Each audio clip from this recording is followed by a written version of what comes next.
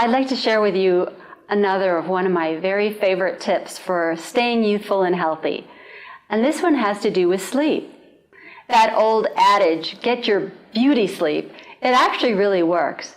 But did you know that it's not just the number of hours that we sleep that makes a difference, but when we go to sleep, what is our bedtime? That makes a difference.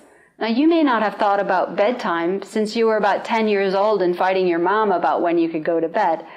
But it actually has been shown now in scientific research that what time we go to sleep influences the rejuvenation on the body. For example, they studied students who were staying up either till midnight or 10 p.m. in a planned study.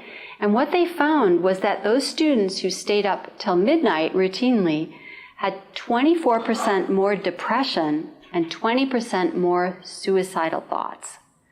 Now that's pretty remarkable. What it indicates is that early sleep during the night, just as Ayurveda recommends, is more rejuvenating to our brain and to our neurohormones and our neurotransmitters. So going to sleep early, in effect, is like taking an antidepressant. So for the best mood and to look your freshest, go to bed by 10. Now, I wanted to say a couple other things about sleep because some people might think, well, the kids who went to bed early, they just got more hours of sleep. But another study validated that with the same amount of sleep, those kids who stayed up after 11:15 did not do as well in school and also had more emotional distress, not only during their high school years, but as long as 6 to 8 years later. So this can have long-term impact on how we feel and how productive that we are. So next tip here is go to bed by 10.